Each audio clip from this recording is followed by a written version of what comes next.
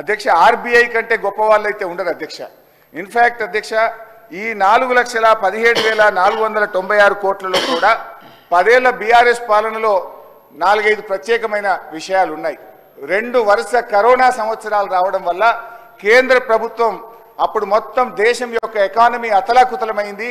మీరు రాష్ట్రాలు 1.75% అదనంగా అప్పులు తీసుకోండి, క్యాపిటల్ ఎక్స్పెండిచర్ చేయండి అని కేంద్ర ప్రభుత్వం చెప్పడం వల్ల మనము తీసుకున్నటువంటి అప్పులు కూడా ఉన్నాయి. ఇది కాకుండా ఉదయ్ స్కీమ్ ద్వారా సార్ లెట్ మీ కంప్లీట్, ఆ తర్వాత అని చెప్పమనండి.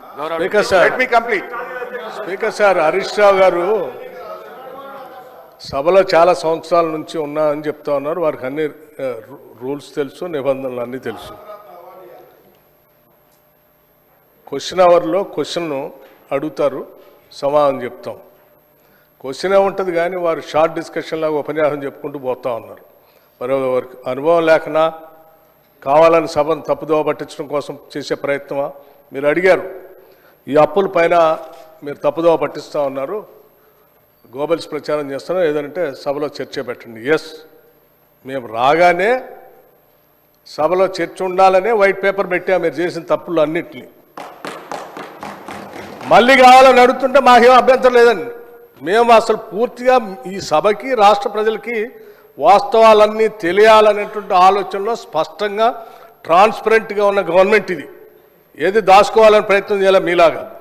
సో మీరు వాళ్ళ చర్చ పెడదామన్నా ఫైన్, షార్ట్ డిస్కషన్కి వీఆర్ రెడీ. మీరు ఏదో ఏ ఫామ్లో ఇస్తారో ఇవ్వండి, గౌరవ సభాపతి గారికి ఇవ్వండి, వారి అనుమతితో వారు ఇస్తే టైం ఇస్తే we are ready to debate sir. అంతేగాని ప్రశ్నలంతా వదిలిపెట్టి మొత్తం పాత కథలన్నీ చెప్పుకుంటూ వారి చరిత్ర అంతా చెప్పుకోవడానికి ప్రయత్నం చేస్తే అది వినటానికి మేము ఈ క్వశ్చన్ అవర్ ఇట్లా వేస్ట్ చేయొద్దు అధ్యక్ష. ఎవరు భుజాలు తడుముకుంటున్నారో స్పష్టంగా అర్థమైంది, ప్రజలైతే చూస్తున్నారు. అయితే అయితే అయితే గౌరవ డిప్యూటీ స్పీకర్ గారి యొక్క సవాల్ను నేను స్వీకరిస్తా ఉన్నా. ఆల్రెడీ బీఆర్ఎస్ పార్టీ తరఫున మేము ప్రివిలేజ్ మోషన్ ఇచ్చాం. Privilege motion on honourable deputy CM we have given sir. That privilege motion is pending. Sir మళ్ళీ సభను కూడా మళ్ళీ తప్పుదోవ పట్టిస్తున్నారు అధ్యక్ష. మళ్ళీ తప్పుదోవ పట్టించిన అంటే లేస్తే సత్యదూరమైన మాటలు మాట్లాడటం తప్ప వాస్తవాలు మాట్లాడితే తల పగిలిపోతారు అని ఏమైనా శాపం ఉందని నా అనుమానం అధ్యక్ష. వీళ్ళకి అస్సలు వాస్తవాలు మాట్లాడరు అధ్యక్ష, అన్ని సత్యదూరాన్ని. ఏంది ప్రివిలేజ్ మోషన్? మీరు ఆ ప్రివిలేజ్ మోషన్ ఇచ్చేది అధ్యక్ష. వీళ్ళు ప్రివిలేజ్ మోషన్ ఇస్తారా సభా నిబంధనల గురించి, సభా నియమాల గురించి? దేనికి ప్రివిలేజ్ మోషన్ అధ్యక్ష? దేనికి? నేను నిన్న చూపించాను నేను అధ్యక్ష. రూల్స్ బుక్ వాళ్ళ హయాంలో తయారు చేసింది. పాత రూల్స్ బుక్ అన్నిటిని కూడా మార్చేసి వాళ్ళకు అనుకూలంగా ఉండేటట్టుగా రూల్స్ బుక్ అంతా తయారు చేసుకొని సభలో పెట్టి ఆ రూల్స్ బుక్లో ఏం చూపించారు అధ్యక్ష? స్పష్టంగా ప్లకార్డ్స్ తీసుకొని రావద్దు, స్లోగన్స్ ఇవ్వద్దు, పొరపాట్లు అట్టు చేస్తే వాళ్ళ మీద చర్యలు తీసుకోవాలని చెప్పి అన్ని చాలా స్పష్టంగా రూల్స్ బుక్లో పెట్టి నిన్న మీరు చేసింది అధ్యక్ష. ఏం చేశారు మీరు సభలో? మీరు కానీ మీ నాయకుడు ఆనాడు ముఖ్యమంత్రిగా ఉన్నటువంటి కె చంద్రశేఖరరావు గారు సభలో చెప్పినటువంటి ఏ ఒక్క అంశాన్ని అమలు చేశారు అధ్యక్ష? సభ నిబంధనలు పూర్తిగా ఉల్లంఘించారు వాళ్ళు. హౌస్ ప్రివిలేజ్ మొత్తం పక్కదో పట్టించింది వాళ్ళు.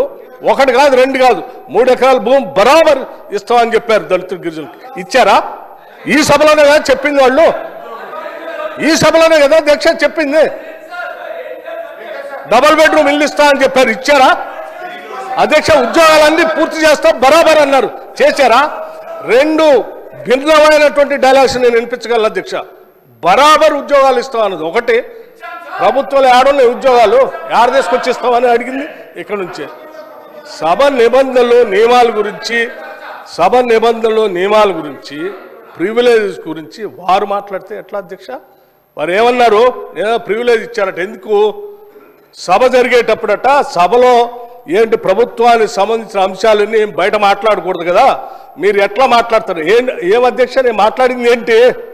మీరు తప్పుడు సమాచారం ఈ రాష్ట్రానికి అప్పుల పైన ఇస్తా ఉంటే ఆ అప్పులకు సంబంధించి ప్రజలకు తెలియాలని చెప్పి 7,11,000 పైన ఉన్నటువంటి అప్పుల లెక్కలు బరాబరుగా చెప్తూ ఆ అప్పులు తీసే క్రమంలో మీరు చేసిన 66,000 కోట్ల అప్పుల్ని మేము తీర్చామని చెప్తూ అట్లాగే రైతులకు ఇంకో 21,000 కోట్ల రూపాయలు రుణమాఫీ కింద ఆపిచ్చామని అన్నప్పుడు ఒక జర్నలిస్ట్ అడిగాడు, అయ్యా రైతులకు భూమి ఉన్నటువంటి వాళ్ళు అందరికి ఇస్తున్నారు, బాగానే ఉంది, మరి అసలు మా భూమి లేని మా నిరుపేద ప్రజల కూలీలకు కూడా మీరు అప్పుడేదో ఇచ్చారు కదా అని ఇస్తా అన్నారా, 12,000 ఇస్తారంటే ఎస్ అవి కూడా ఇస్తామని అన్నాం. భూమి లేని నిరుపేద కూలీలకి 12,000 కూడా ఇస్తాము, అది ఒక జర్నలిస్ట్ అడిగిన దాని మీద ఇస్తామని చెప్పిన దాన్ని అది ప్రివిలేజ్ మోషన్. నిరుపేద కూలీలకి 12,000 మేము ఇస్తామని చెప్పినట్టు మాటను ఇస్తామంటే నీకేమైనా ఇబ్బందా? కూలీలకి ఇయ్యొద్దా? ఏంటి ఈ భూస్వాముల మనస్తత్వం? ఏంటా ఇబ్బంది? ఏం ఇబ్బంది అంటే దానికంటే ప్రివిలేజ్ మోషన్ ఇస్తారట. రైతు కూలీలకి 12,000 ఇస్తారా అని ఒక జర్నలిస్టు అడిగితే ఇస్తామని అన్నాం, అది ప్రివిలేజ్ మోషన్. రైతు కూలీలకు ఇస్తా అంటే ప్రివిలేజ్ మోషన్. ఇదెక్కడ ప్రివిలేజ్ మోషన్ అధ్యక్ష? ఇదెక్కడ ఉల్లంఘన? ఏ ఉల్లంఘన? Right right. ఇంకోటి చెప్పారు, 7,11,000 పైన రుణం ఉంది అని తప్పుడు చెప్తున్నారు. మొత్తం తప్పులు చెప్పిందే మీరు కదా. 10 సంవత్సరాల పాలనలో తప్పు చెప్తుంది.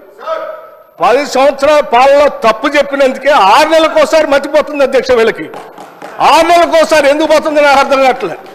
ఆ సాధారణ ఎన్నికలప్పుడేమో ప్రజలు మొత్తం 6 నెలల క్రితం డిసెంబర్లో మొత్తం వాళ్ళని పంపించారు 2023. అది అయిపోయిన 6 నెలలకి పార్లమెంట్ ఎన్నికలు వస్తే డిపాజిట్ గలం చేసేసారు ప్రజలు. 6 నెలల తర్వాత మళ్ళీ అసలు ఇది ఏందో వాళ్ళకి ఆలోచన పోయిందేమో, అసలు రాష్ట్ర ప్రజలు అన్ని తప్పుదోలు పట్టించారు. ఇది ఎక్కడ అన్యాయం అధ్యక్ష?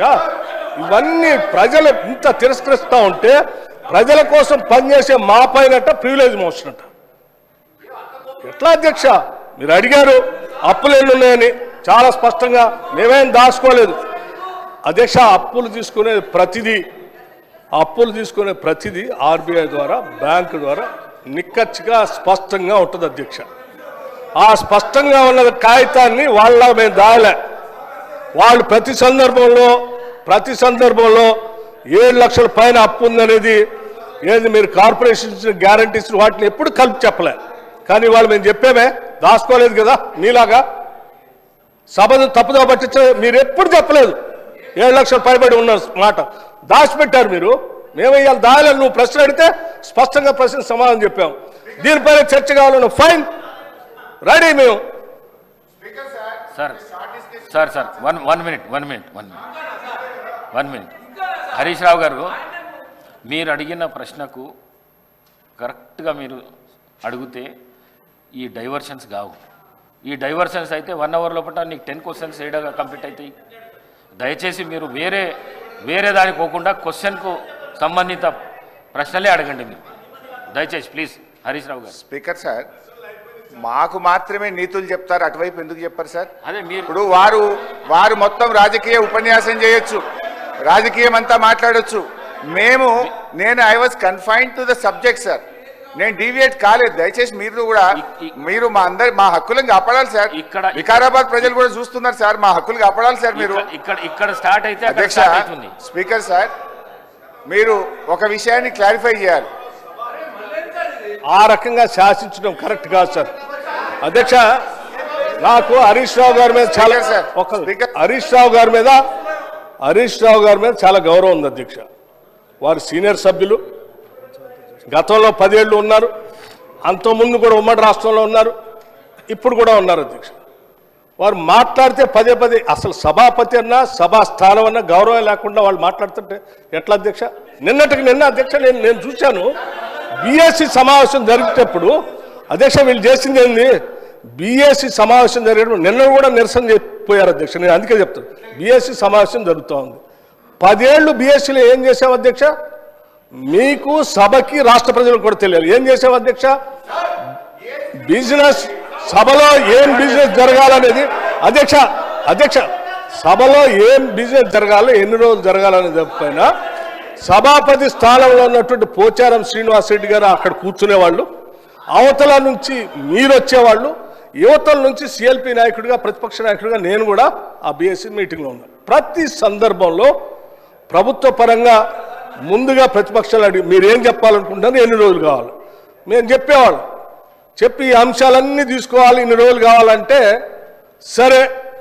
అప్పుడు గౌరవ ముఖ్యమంత్రి గారు చంద్రశేఖరరావు గారు చంద్రశేఖరరావు గారు కానీ లేకపోతే వారి తరఫున హరీష్ రావు గారు కానీ వచ్చేవాడు.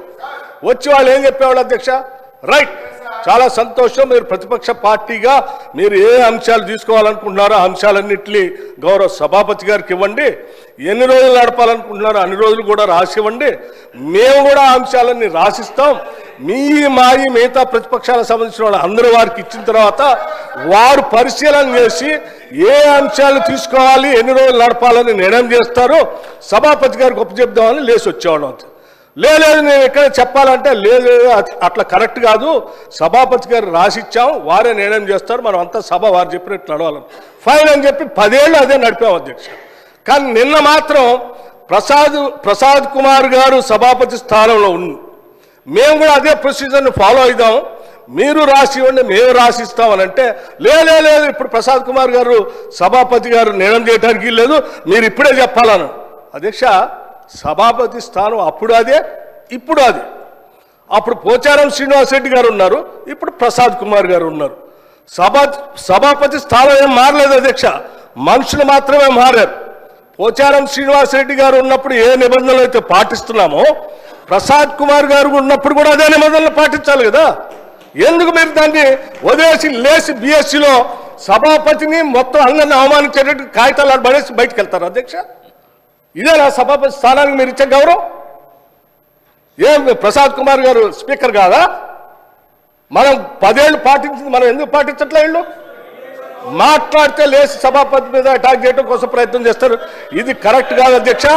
సభాపతి మీరు పదే బతిలాడారు అధ్యక్ష, కూర్చోండి దయచేసి ఆ ప్లే కార్డ్స్ పట్టుకొని రావటం కరెక్ట్ కాదు, అవన్నీ మా మార్షల్స్కి హ్యాండ్ ఓవర్ చేయండి, నా దగ్గర తీసుకొని వస్తారంటే హ్యాండ్ ఓవర్ చేయకపోగా ఆ కాగితాలన్నీ పట్టుకొని ఏడుకొచ్చేది ఆ సభాపతి స్థానం మీద ఎగరటానికి పోతా ఉన్నారు హరీష్ రావు గారు. ఎక్కడ నియమం అధ్యక్ష ఇది కరెక్ట్ కాదు అధ్యక్ష. సభాపతి స్థానంలో ఉన్నటువంటి మిమ్మల్ని సభలో ఉన్నటువంటి వాళ్ళందరూ గౌరవించాల్సిందే, సభ నియమాల ప్రకారం నడుచుకోవాల్సిందే. మేము ఈ నిబంధనలకు అతీతంగా మేము రాచరిక వ్యవస్థలో మేము పోతాం, మేము శాసించినట్టే సభ నడవాలంటే కుదరదు అధ్యక్ష, అది కరెక్ట్ కాదు. దీనికి ఒక రూల్స్ బుక్ ఉంది, ఆ బుక్ ప్రకారం నడవాల్సిందే.